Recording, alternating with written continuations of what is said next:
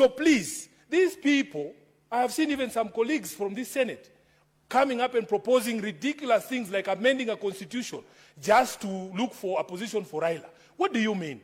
In fact, as the father of this constitution, it insults Raila greatly if you can stand up and say you are going to amend a constitution just to look for a seat for him. That is not what he fought for. That is not why he fought for this constitution, Honorable Speaker. And the leader of the country today is the one during the campaigns who told us that for a change, we must stop looking for positions for leaders. Let us start with the Mamamboga. Let us start with the Boda person. Let us start with other people, because all this time we have been talking about leaders. I want to say without fear of contradiction that if Baba wants something, he will tell us himself. All these people running around and saying, oh, we will look for this, we will look for that. How do you know? He's not interested. Has he told you he's interested? And he has a mouth for himself. Do you know, Honorable Speaker, that despite me being the SG of ODM, I do not speak for Raila. He has his spokespersons. He has his spokesperson. I speak for organs of the party for which he is a member. But I cannot speak for Raila Odinga because he has his own mouth. He has his spokespersons.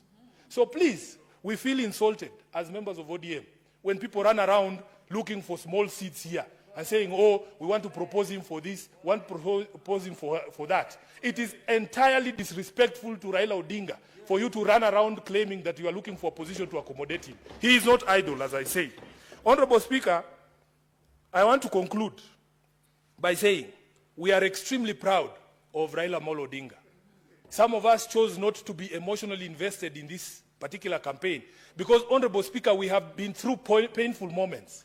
Some of us, I had been elected for the first time in 2022 as Senator of Nairobi. I never got opportunity to celebrate that win because my party leader had lost the most important position that we were looking to get.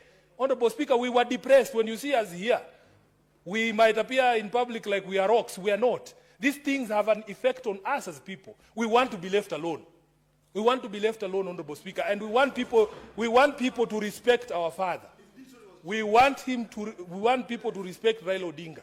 Because every time you pick him up for your other charades like the ones that people are proposing here, when ultimately it doesn't work, it is the people who believe in him who bear the brunt of the pain.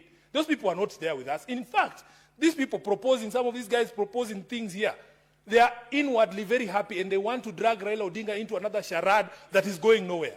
We want to tell the people of Kenya that it is only you are the ones with the power to determine the future of Baba Raila Amolo Odinga. Nobody has the right to tell anyone in this country to retire or to come out of politics. You are not the one who put him into politics. Allow Baba to make the decision himself. And Honorable Speaker, if you allow me, because my time is over, I want to read a quotation from Martin Luther King. This quotation hangs on the walls of Raila Odinga's office in Upper Hill. Honorable Senator Eddie, please, if you can hand me my phone so that I don't move from here. Because there are people who have been threatening us, Honorable Speaker, that when we say these things, they think, oh, you are going to be kicked out from where? From what position? These positions are not permanent, Honorable Speaker. These positions are here today and tomorrow they are gone. Add the SG, please, the just SG to read this. Senator, I'm adding him 1 minute to read out that quote. Honorable Speaker, Raila Odinga has a very famous office at Capitol Hill in Nairobi. If you go into that office, there's a quotation from Martin Luther King that hangs on his wall. And it goes like this. You may be 38 years old, as I happen to be. And one day, some great opportunity stands before you and calls you to stand up for some great principle, some great issue, some great cause. And you refuse to do it because you are afraid. You refuse to do it because you want to live longer. You are afraid that you will lose your job, or you are afraid that you will be criticized, or that you will lose your popularity, or you are afraid that somebody will stab you or shoot you or bomb your house. So you refuse to take the stand. Well, you may go on and live until you're 90, but you are just as dead at 38 as you would be at 90. And the cessation of breathing in your life is but the belated announcement of an earlier death of the spirit.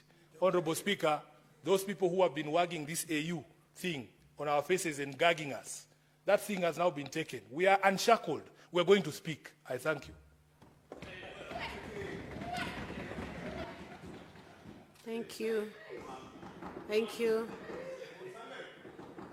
Honorable Senator, thank you. You are fiery this afternoon as the SG of the ODM. Senator Professor Tom Odhiambo Ojienda.